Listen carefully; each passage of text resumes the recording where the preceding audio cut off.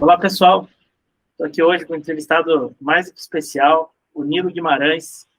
Ele vai trazer aqui conteúdos, vai bater um papo, conteúdos bastante relevantes aí do mercado industrial, muito focado na questão de planejamento, na questão de controle de produção, enfim. Eu gostaria, Nilo, de agradecer o seu tempo, agradecer a sua presença, e como é praxe do nosso programa, antes da gente começar a falar de negócio, antes da gente começar a falar de estratégias, da indústria de um modo geral, eu sempre gosto de saber quem é a pessoa, quem é o Nilo Guimarães. Tá bom. Bom, Ricardo, eu que agradeço a ti e a toda a equipe, né, da Indústria S.A. É um privilégio eu poder estar falando com vocês, né? Bom, eu sou engenheiro de aplicação, né? O que eu faço mais é entender as necessidades dos clientes e entregar produtos e serviços que cumpram, né, com essa exigência do cliente, né? Do lado pessoal, eu tenho 2 filhos, né? São o melhor da vida, né? Do meu ponto de vista. Verdade. Sou engenheiro mecânico de formação, né? Tenho uma especialização em automação industrial pela Universidade de Santa Catarina e um mestrado em educação tecnológica com foco na indústria 4.0, que é uma área que me apaixonei, assim, e é o presente e é o futuro, né? Por aí que a gente vai, e a inteligência artificial é um dos pilares desse segmento aí da indústria 4.0, que tem tanto a entregar para a indústria como geral e a indústria brasileira, principalmente, né? Show de bola. É muito legal a gente poder conversar justamente sobre modernidade, sobre indústria 4.0, sobre inteligência artificial dentro da indústria, né? É um tema pouquíssimo explorado ainda no Brasil. Verdade. Óbvio que nos meios acadêmicos isso já é bastante discutido e conversado há muito tempo. Sim. Mas na prática mesmo, dentro da indústria, é difícil, né, Nilo? Sim, sim. E aí eu já emendo com uma pergunta. Por que você acredita que no Brasil, com tantos criativos, com tanto, né, a nossa essência é de criatividade, é de buscar, né, alternativas, enfim, por que você acha que a gente tem essa dificuldade de visualizar? Enfim, sabemos também que a indústria ela sempre ficou um passo atrás das europeias, das norte-americanas, enfim, mas dado que são tecnologias mais acessíveis, vamos assim dizer, né? Por que a gente tem tanta dificuldade na sua visão? Sim, é excelente pergunta. Bom, primeiro tu destacou uma fortaleza dos brasileiros, é verdade, nós somos muito criativos, muito flexíveis, e isso é bem-vindo também na indústria 4.0, porque às vezes a pessoa pode pensar que os robôs vão decidir tudo e nós não faremos nada. Não Sim. É assim, né? Quem prepara esses algoritmos de machine learning, de inteligência artificial, que é a união dos cientistas de dados com o pessoal de processos, né? Existe aí uma interatividade grande, a flexibilidade, né? A capacidade de comunicação é muito importante. Então, esse é o nosso ponto forte. O que eu vejo assim na indústria brasileira? Eu atuei muitos anos com as engenharias das indústrias, né, com sistemas CAD 3D e os últimos anos na manufatura. Eu vejo assim que das 4 revoluções industriais, que a indústria 4.0 é a 4ª revolução, né? Sim. O Brasil ainda tem aspectos da 3ª e também, às vezes, da 2ª revolução industrial, né? Então, esse mix, assim, de máquinas CNC com máquinas convencionais que foram inventadas há um século atrás, né? Então, isso aí nos atrasa um pouco, né? Porque a tecnologia que tem embutida nos novos equipamentos é a que dá produtividade para a fábrica, né? Tem toda uma inteligência, os microprocessadores ali, que fazem a máquina produzir muito mais com a mesma matéria-prima, com o mesmo operador, ela consegue render muito mais. Então, eu diria assim, nós perdemos algumas etapas, né, dessa 2ª e 3ª revolução e já estamos na 4ª, né? Mas a boa notícia é que se alguém está na 2ª, pode passar diretamente para a 4ª, não necessariamente tenha que passar pela 3ª. Mas na 4ª, o que é importante observar é que existem algumas etapas de maturidade, né? Então, uma primeira etapa seria a empresa ter uma digitalização dos seus processos, quer dizer, as máquinas ali não podem estar totalmente isoladas, elas têm que ter alguma comunicação em rede, alguma coisa do tipo, né? E o primeiro passo mesmo, uma vez feita essa digitalização, seria monitorar os processos, né? Seria saber o que está acontecendo, né? É o primeiro passo, né? Dado esses outros passos, podemos avançar. Afinal de contas, não se controla o que se não controla. Exatamente. Né? Não, não se mede não se gerencia o que não se mede. Não se gerencia. Isso aí é da qualidade, é muito forte, mas se aplica para todas as áreas, né? Deming falou isso, Juran também, e outros da qualidade, mas se aplica em todas as áreas. Então, o primeiro passo é esse, a maturidade de poder medir, né? E uma coisa que tu falou assim, por que atrasamos tanto? É que também os sistemas, né, que faziam isso há 10 anos atrás eram muito mais caros, tanto software quanto hardware, né? Mas o hardware barateou muito, né? Com a IoT agora, né? Então os sensores estão muito baratos, os condicionadores de sinal estão muito baratos, né? Então essa parte de infra, digamos assim, ela é muito mais acessível para as pequenas empresas também, né? Talvez um dos pontos críticos aí seja a mão de obra qualificada para pôr isso em prática, né? É verdade. Tem aspectos plug and play, mas tem outros que exigem uma capacidade técnica, cognitiva, assim, maior, né? Por exemplo, a programação seria, eu diria assim, uma alfabetização digital, né? Todas as pessoas têm que saber entender o mínimo de algoritmos de programação. Como eu sempre digo, se você quer sistemas de TI, você precisa de desenvolvedores, mas para entender o básico, as lógicas, isso é necessário para qualquer profissional, né? Porque é para aí que a gente vai, né? Em tudo que você vê, sua geladeira, sua televisão, seu carro, ali tem microprocessadores, tem software, as coisas estão indo para fora, plataformas digitais, né? É por aí. Sem dúvida. De fato, está inserido no nosso dia a dia de um modo geral, né? Isso. Afinal de contas, é difícil você encontrar uma pessoa hoje que não tem um celular, por exemplo, que é um computador ambulante. Exatamente. Né? Um pensamento 20 vezes maior do que computadores de 30 anos atrás. Exatamente. 30 anos atrás, né? Então, exatamente. Na década de 90, falavam dos computadores Cray 1, Cray 2, que eram supercomputadores da época. E o iPhone 4 já tinha o dobro da capacidade desses supercomputadores da década de 90. Então é assustador, assim, né? Você tem junto a você, qualquer cidadão, por R$500, R$700, um computador muito mais poderoso do que há 30 anos atrás. Né? Exatamente. Então, acho que toda essa mudança, ela contribui muito para a evolução da indústria 4.0, né? Sim. Mas, pegando nesse ponto de mão de obra, né, a gente acaba tendo, na minha visão, pelo menos, gostaria da sua opinião, talvez a gente não tenha as formações adequadas para colocar mais profissionais nesse sentido no mercado, né? Sim.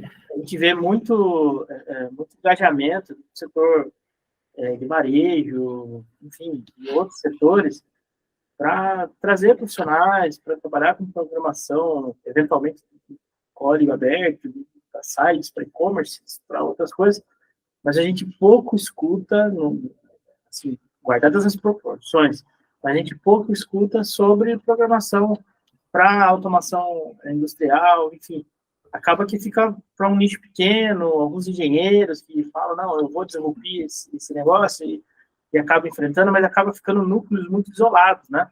Essa visão é errônea da minha parte ou é mais ou menos assim que você também visualiza? Não, é verdade. A programação, quando se fala do desktop ou mesmo da web, né, é o que se fala mais por aí, né? Então, se fala muito de JavaScript, né, de HTML, do próprio Python, mas se esquece esse outro aspecto que serve à indústria, ao chão de fábrica, né? Porque, resumidamente, assim, Ricardo, o que é a indústria 4.0? É levar todas essas maravilhas da tecnologia da informação e comunicação, da TI, da TIC, né, para dentro da tecnologia operacional, que é o chão de fábrica ali, que está sendo transformada a matéria-prima, né, que está sendo beneficiado o material. Então, essa junção, ela vem atrasada, né? Primeiro veio a dos computadores e da web, e agora, mais forte no Brasil, a importância de ter programadores de CLP, mas também de ter programadores de linguagens de terceira geração, programando para integrar o ERP com o sistema MES, ou ler dados das máquinas CNC. tratar esses dados para que eles se tornem informação útil, relevante, né?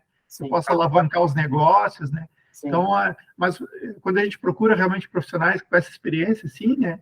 É mais raro de encontrar, é mais difícil de encontrar, principalmente aqui no Brasil, eu vejo assim, uma dificuldade maior porque a gente acaba trazendo pessoas que não sabem o que é um torno CNC, uma fresadora, então a gente tem que explicar do básico, assim, para poder engajar essas pessoas, né? Sim, é verdade. Já pegando esse gancho, a gente tem aqui o sistema, né, o APS e o MES, né? Eu gostaria que você explicasse um pouquinho o que é cada um, o que eles representam no mercado, enfim, qual é a dinâmica deles. Perfeito. Tu vai perguntando, vai me dando insights, assim. Só complementando a última pergunta, agora tu falou da educação, né? A educação é um ponto importante, assim como teve a revolução da tecnologia, existe uma revolução educacional, porque ao longo dos últimos séculos a educação era memorização, né? A informação era algo escasso, os livros eram escassos, né? Tanto que brincam que na década de 80 os gerentes é que tinham os livros lá nas prateleiras, né? Então ele tinha um conhecimento, ele detinha um conhecimento. A área pré-internet, né?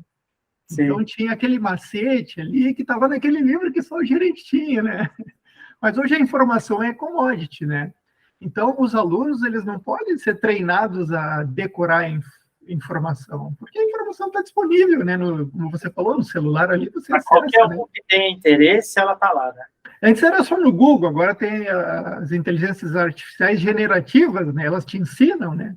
Tem ChatGPT, tem o Google entrando forte também nisso agora, né? Com o BART. Então, uma vez que a informação não é mais escassa, o que o aluno ele tem que ser capacitado? Em criar as soluções. E aí, então, o ideal seria que o ensino fosse transdisciplinar. Em vez de ensinar as disciplinas em separado, né? E você tem que juntar sozinho todo aquele conhecimento, trabalhar por projetos, né? Por desafios, né?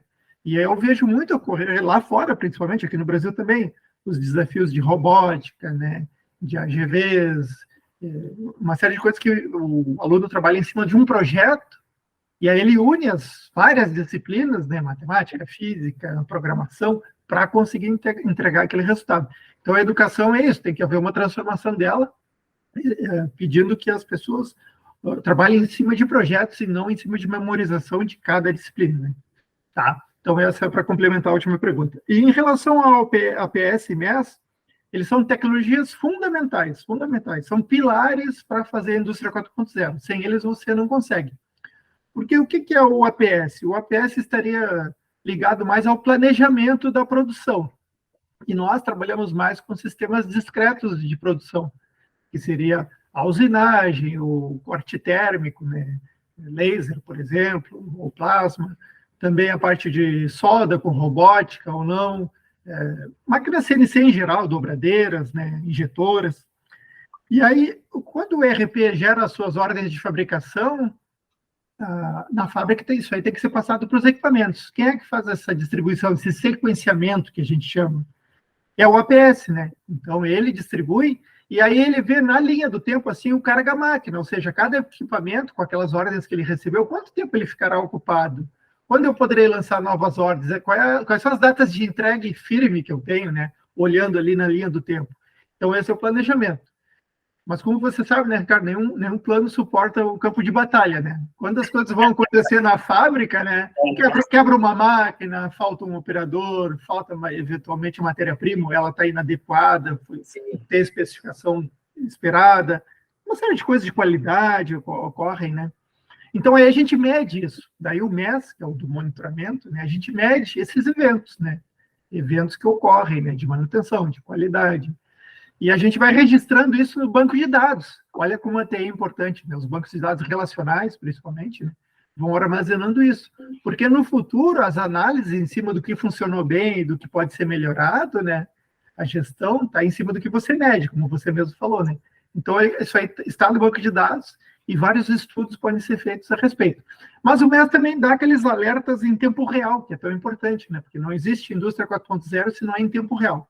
Então, se algo crítico acontece, Se a empresa souber daquilo ali 1 hora, 2 horas depois, o dano pode ser irreversível, né? Mas se ela souber alguns segundos depois que aconteceu, podem ser tomadas medidas, né? Para reduzir o problema, para pelo menos mitigar, né, o problema. Então, uma vez que passa pelo menos, a gente monitora, grava em banco de dados e pode retornar para o ERP os tempos, os reais de fabricação que tinham sido previstos e que na fábrica ocorreu outra coisa, né? Então, fechando o ciclo, né? Desde o ERP, planejando a produção, monitorando a produção e depois devolvendo os tempos reais de produção para o ERP. Então, essa seria, resumidamente, né, os Sim. impactos do APS para planejamento e do MES para monitoramento. Parece muito simples. No caso, o APS e o MES, eles são soluções conceituais ou eles são, de fato, softwares disponíveis no mercado da Max Serviços? Explica um pouquinho para a gente, não só para mim, mas para o público que está nos ouvindo, né? E a aplicação dele é só para o ramo metalúrgico ou ele também pode ser aplicado para outros mercados? Entendi. O APS e MES surgiram como conceitos, né? Tá. Porque bem lá atrás o pessoal usava o MRP1, MRP2, o ERP. O ERP é excelente e despontou no mundo todo na década de 90, né? Mas ele enxerga de maneira macro a fábrica, né? Ele enxerga intervalos de 1 semana, 3 dias, no mínimo 1 dia. O que eu vejo assim no mercado é no mínimo 1 dia. A pessoa não planeja de hora em hora no ERP. Sim, verdade. Tem empresas que planejam 2 semanas, assim, que rodam o MRP, que é um módulo do ERP. Né? Só que os eventos estão acontecendo segunda a segunda ali, né? As máquinas estão trabalhando, ou estão paradas, ou estão quebrando, enfim, coisas estão acontecendo. E daí nós, com o sistema MES, a gente enxerga mais. E aí o que é o sistema MES? É um conjunto de softwares, né? Não é um único software, né? Tá. Que comunica com sensores que são ligados às máquinas, que identificam se a máquina está trabalhando, se ela está parada. Aí, se ela está parada, a gente pergunta para o operador qual é o motivo da parada, né? Ele está fazendo um ajuste de programação da máquina, ele está fazendo ajuste na peça, na fixação do dispositivo, enfim. Se ele está em reunião, faltou equipamento de proteção individual, EPI, ele teve que buscar uma luva, um óculos, alguma coisa. Porque esses motivos são importantes para depois, né? Fazer uma categorização e usar gráfico de Pareto para saber quais são os maiores motivos de parada, porque a ideia da produção discreta é se tornar o máximo possível contínuo, né? Sim. O máximo possível. E se esses motivos de paradas eles são os maiores, a gente tem que atacá-los e tentar resolver isso. Então, o sistema PSMS se tangibilizam como um conjunto de software e hardware, né? Os sensores, né? Que são sensores, geralmente a gente usa sensores de tensão, corrente contínua, de 0 a 24 volts.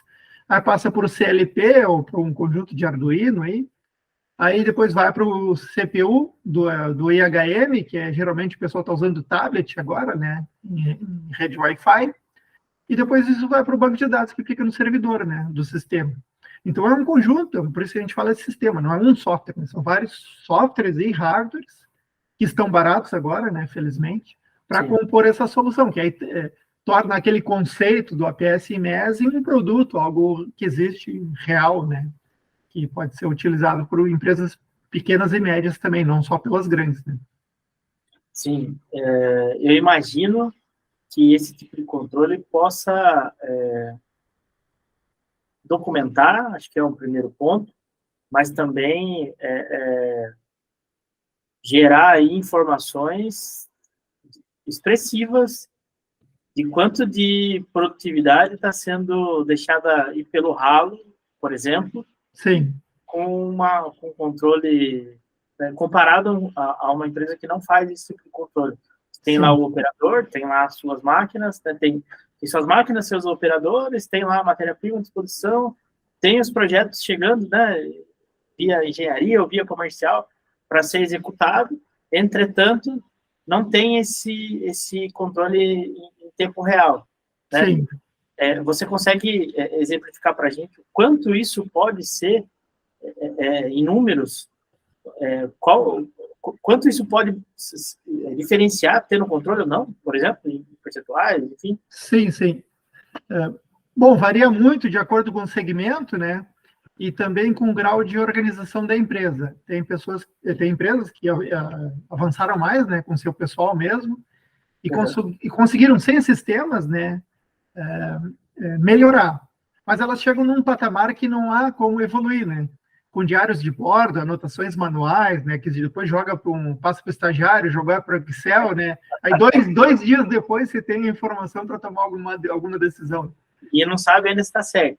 Não sabe se está certo, pode ter erro de digitação, o operador na hora de apontar. Acontece, o pessoal fala, eles apontam tempos padrão, eles esquecem de apontar, enfim, né? E eu entendo os operadores, eu até defendo eles, porque ele está lá com a função mais importante, que é de operar o equipamento caro, às vezes equipamento de mais de R$1 milhão, né? Sim. E se ele tem que compartilhar tempo para fazer essa operação, que é importantíssima, é a finalidade dele, né? Para depois fazer apontamentos, né? Ele está dividindo energia e tempo, né? Com algo que seria secundário.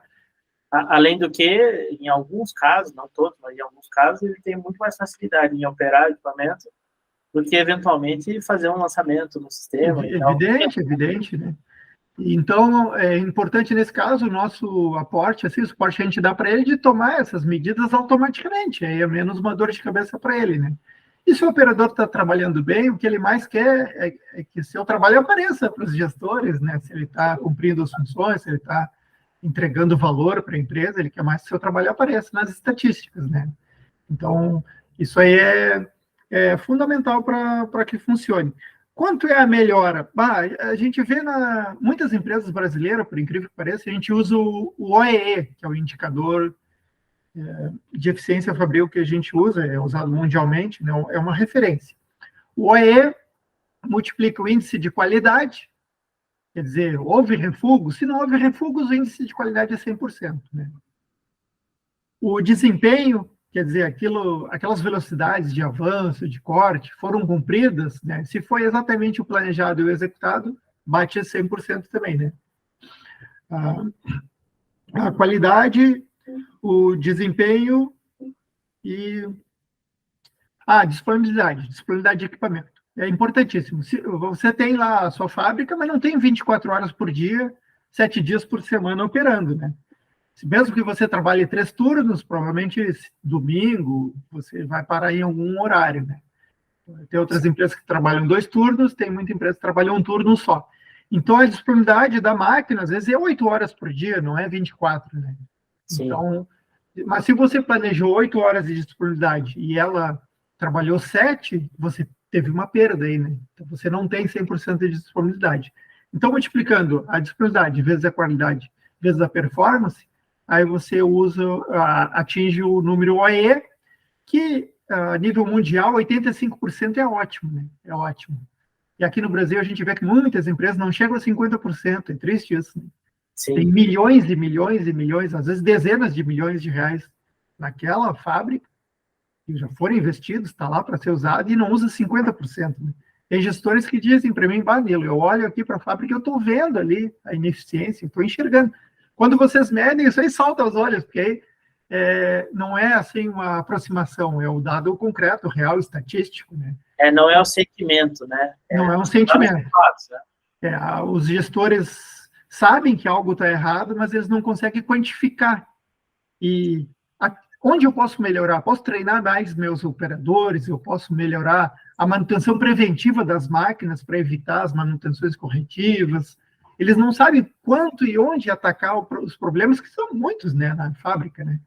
Então, como a gente mede isso com exatidão, a gente traga estatísticas, gráficos de Pareto, que ajudam muito a colocar esforços e recursos escassos, né, nos pontos de maior relevância, né? Então, isso causa melhorias significativas. Outra que a gente notou, que é algo mais psicológico, não é lógico, é assim, quando os operadores sabem que existe um sistema que está mostrando o trabalho deles, eles mostram a sua melhor versão. Isso em geral, né? Eles mostram a sua melhor versão, porque eles têm aquela versão, né, mais leniente, está deixando um pouco o trabalho, cair o ritmo do trabalho, e tem a melhor versão deles. Quando eles sabem que existe esse sistema e eles querem manter seu emprego, querem promoções e tal, eles entregam a sua melhor versão. E isso é automático. A gente coloca o sistema num dia, no mesmo dia, no dia seguinte, as pessoas já não saberia te dizer quanto, mas 3, 4, 5% nesse fator psicológico. e outros tantos dependendo de empresa. Aí às vezes tem até o sentimento intrínseco do próprio colaborador de pensar assim, nem estão controlando, nem estão vendo o que eu estou fazendo mesmo na prática, né? Só vão ver o volume final no final do mês, então tanto faz. Né? E quando começa a ter medição, realmente a mensagem que chega é diferente, né? A medição ela é neutra, porque às vezes um operador ele é dedicado, mas ele é introvertido, né? Então ele não faz muito marketing de si mesmo, né? O marketing pessoal dele é fraco. Tem um outro que não trabalha tão bem quanto ele, mas é excelente, né? Em persuadir, às vezes até manipular os gestores, né? Então a pessoa se sente, aquele que é mais calado, assim, ele se sente um pouco menosprezado. Ele diz, eu trabalho melhor, ele sabe disso, porque ele compara, né? E o gestor às vezes não está vendo, né? Mas quando você mede, põe ali os dados, aí fica claro, né? Quem contribui mais, quem não contribui, para tarefas semelhantes, postos de trabalho idênticos, às vezes, né? A discrepância salta aos olhos. Isso é bom para que o gestor possa premiar as pessoas que realmente estão colaborando, né? Mas, de maneira geral, quanto melhora? No mínimo 10%, é o que a gente tem visto no Brasil. No mínimo, mesmo que a empresa esteja muito organizada, mesmo que faça suas análises, rode PDCA, né, esteja ligado aos programas de qualidade, PGQP e outros aí. Mesmo assim, no mínimo 10%. Mas há empresas que vai para mais de 20%. E é incrível, né, porque eles veem a fortuna que estava sendo desperdiçada anualmente, a gente sempre analisa esses dados, né? É uma fortuna, né? Uma fortuna. Porque, vamos supor assim, que você tem 10 máquinas e você acha 10%, né, de eficiência nessas 10 máquinas. Você deixa de comprar uma 11ª aqui, tá na casa centenas de milhares de reais, às vezes mais de 1 milhão, né? Então, é muito ganho, muito ganho. E fica em sistemas, não fica em pessoas, porque pessoas é aquele negócio, às vezes você treina e a pessoa não faz o treinado, ou a pessoa esquece, ou muda a pessoa, ela sai da sua empresa, você tem que contratar outra e começar o ciclo de novo. Como está em sistemas, é virtualmente livre de erros, né? Claro, eventualmente, um sensor dá problema, pode acontecer, né? Mas é bem menor do que os eventos humanos, assim, muito mais confiável. Mas normalmente até a análise de dados, quando existe um erro, é mais fácil de se identificar, né? E Sim. Aí já isola aquela situação e analisa, já isolando aquela... Sim. Tem clientes, né, que têm uma boa cultura de BI, né? Eles sabem fazer essa análise, só que eles coletavam manualmente. Quando a gente gera essa coleta de dados automática, eles pedem para a gente interfacear com o BI deles, né? Então a gente joga com o Power BI ou outro BI aí, que eles usem, e aí eles fazem as múltiplas análises, né? Eles criam cenários, cubos, visões lá, eles fazem. E aí vai longe, né? Essa capacidade de análise, se o gestor gosta disso, né? Ele consegue achar riquezas ali que estavam sendo desperdiçadas, né? Ou utilizar melhor seus recursos escassos, humanos, máquinas, equipamentos. Isso dá ganhos fantásticos para ele. Antes ele tinha a capacidade de fazer, só que ele não tinha os dados, né, em tempo real. No momento que ele recebe esses dados, ele já tinha capacidade de fazer, ele consegue evoluir. Sim, sem dúvida. Ainda nesse ponto, o que você acredita que falta na maioria das empresas, ou nem vamos generalizar, mas qual é a essência que você identifica para um planejamento de sucesso? Porque sabemos que durante, como você mesmo mencionou, no dia a dia, tem N situações que acabam quebrando, eventualmente, uma possível execução do todo planejado. Mas quais são as medidas corretas, enfim, quais são os pontos principais para que esse planejamento ele seja o mais assertivo possível dentro da realidade de cada corporação, né? Qual a sua visão sobre isso, enfim, e a que ponto que isso começa a conectar, porque também tem o fator humano do sistema. Sim. Certo? Às vezes eu comento, é um exemplo muito, acho que muita gente usa esse exemplo.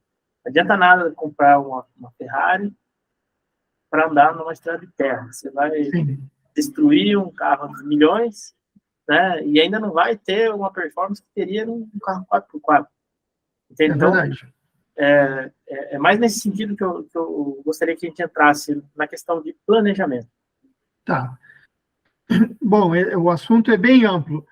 Um primeiro aspecto seria a mudança de mindset, né? Ter uma visão, naturalizar esses termos, né, da indústria 4.0, porque eu entendo a resistência das pessoas. Por exemplo, você vai procurar, às vezes, no Fórum Econômico Mundial, o Klaus Schwab, o que ele fala da indústria 4.0? Ele é a junção dos mundos físico, biológico e digital.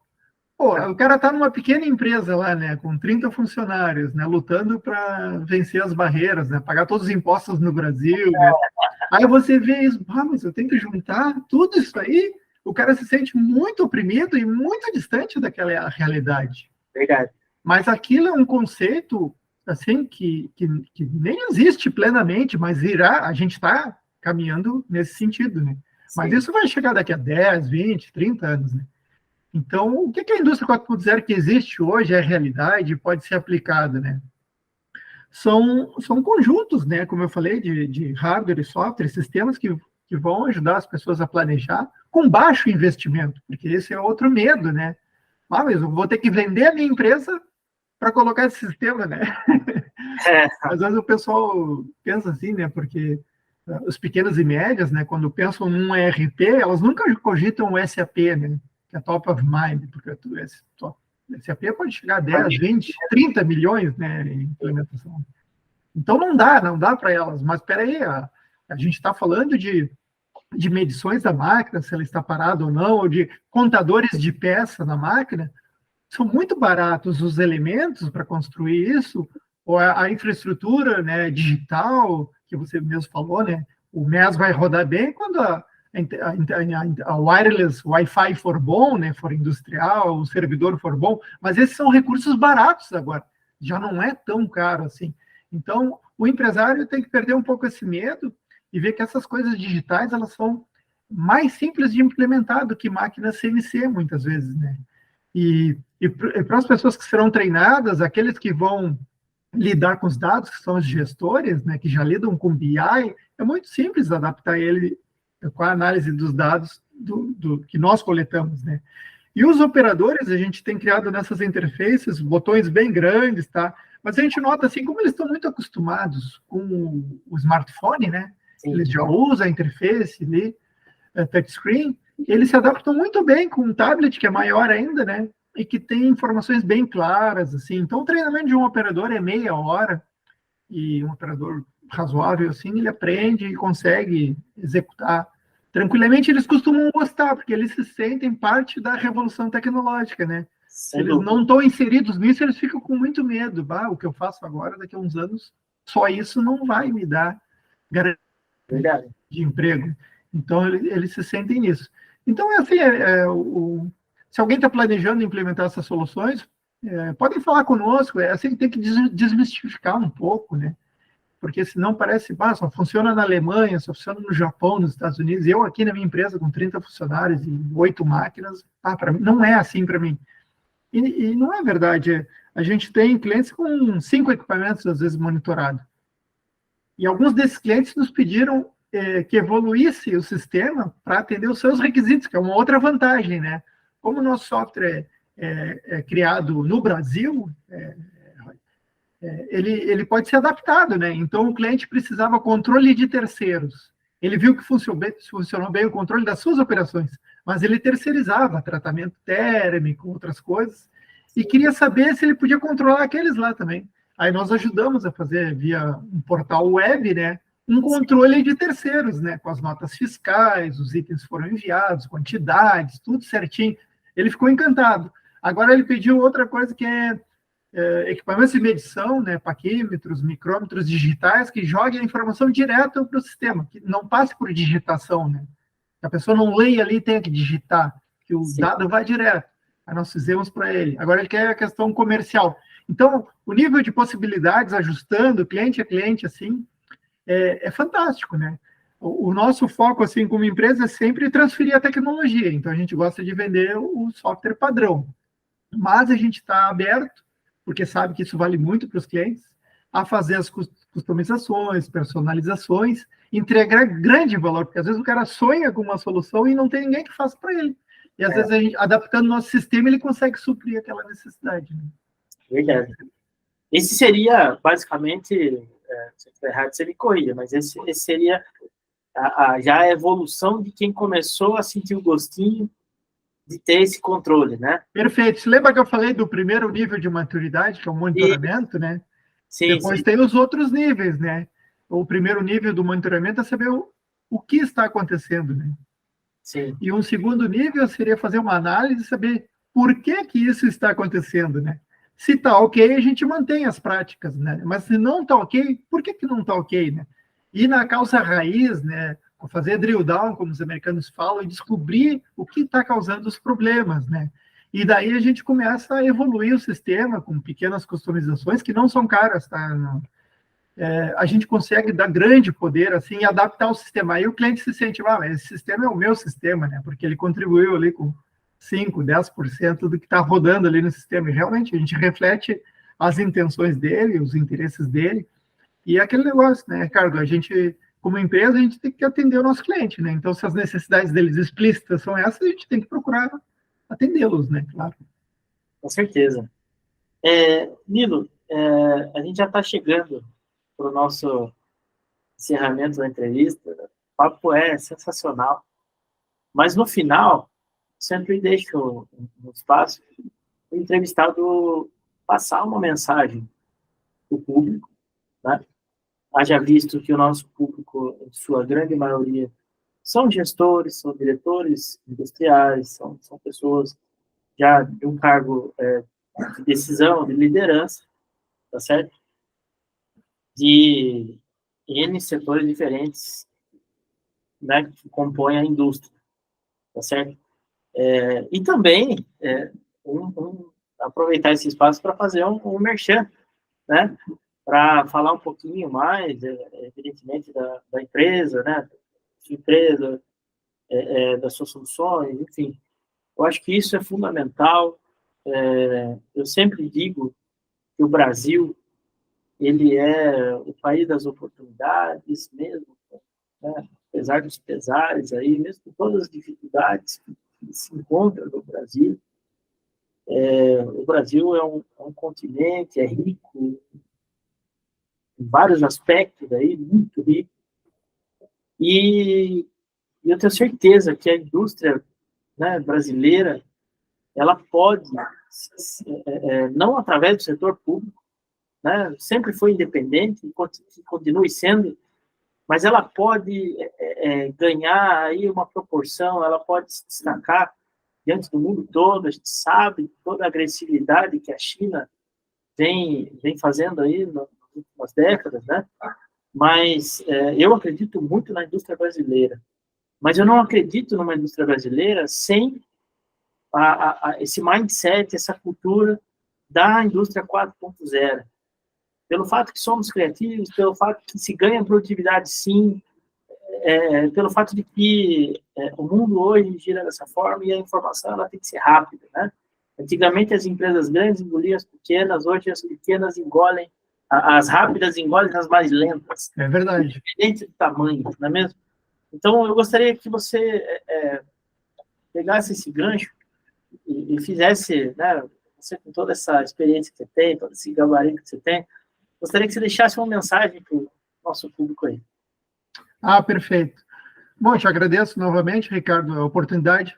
E assim, eu concordo, a visão para o Brasil na indústria, principalmente, ela é positiva, a gente tem um grande potencial que estamos realizando, né?